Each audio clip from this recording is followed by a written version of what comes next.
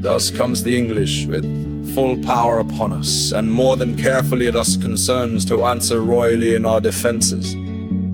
Therefore the Dukes of Berri and of Bretagne, of Brabant and of Orleans shall make forth, and you, Prince Dauphin, with all swift dispatch to line anew repair our towns of war with men of courage and with means defendant. For England his approaches makes as fierce as waters to the sucking of a gulf.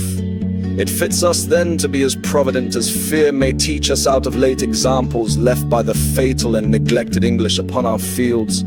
My most redoubted father, it is most meet we arm us against the foe, for peace itself should not so dull a kingdom.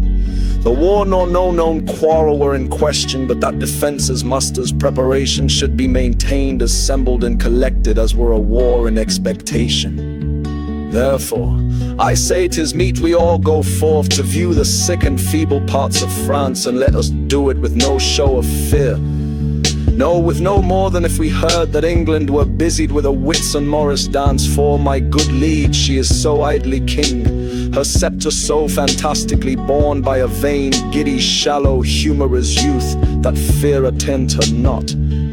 O peace, Prince Dauphin.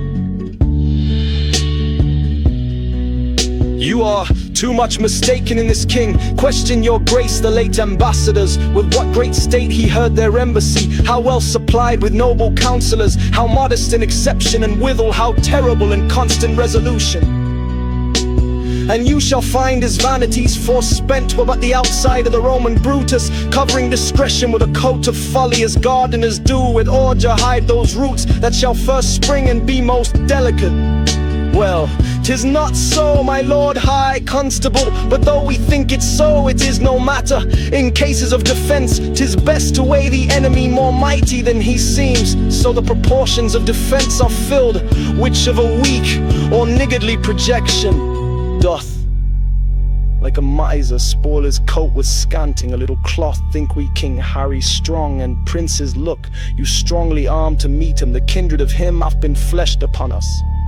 And he is bred out of that bloody strain that haunted us in our familiar paths. Witness our too much memorable shame when Cressy battle fatally was struck, and all our princes captived by the hand of that black name, Edward, Black Prince of Wales, whiles that his mountain sire on mountain standing, up in the air crowned with the golden sun, saw his heroical seed and smiled to see him.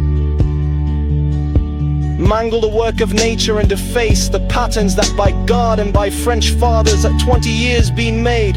This is a stem of that victorious stock, and let us fear the native mightiness and fate of him.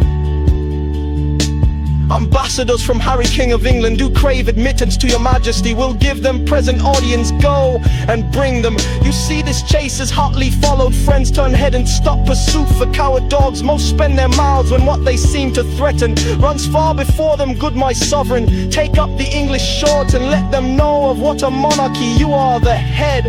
Self-love, my liege, is not so vile a sin as self-neglecting from our brother England, from him. And thus he greets your majesty. He wills you in the name of God Almighty that you divest yourself and lay apart the borrowed glories that by gift of heaven, by law of nature and of nations long to him and to his heirs, namely the crown, and all wide stretched honours that pertain by custom and the ordinance of times unto the crown of France, that you may know 'tis no sinister nor no awkward claim picked from the wormholes of long vanished days, nor from the dust of old oblivion raked. He sends you this most memorable line in every branch, truly demonstrative, willing to overlook this pedigree. And when you find him evenly derived from his most famed of famous ancestors, Edward III, he bids you then resign your crown and kingdom indirectly held from him, the native and true challenger.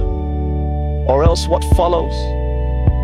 Bloody constraint, for if you hide the crown even in your hearts, there will he rake for it. Therefore in fierce tempest is he coming, in thunder and in earthquake like a Jove, that if a querying fail he will compel, and bids you in the bowels of the Lord deliver up the crown, and to take mercy on the poor souls for whom this hungry war opens his vasty jaws. And on your head turning the widow's tears, the orphan's cries, the dead men's blood, the pining maiden's groans for husbands, fathers and betrothed lovers that shall be swallowed in this controversy. This is his claim, his threatening, and my message. Unless the Dauphin be in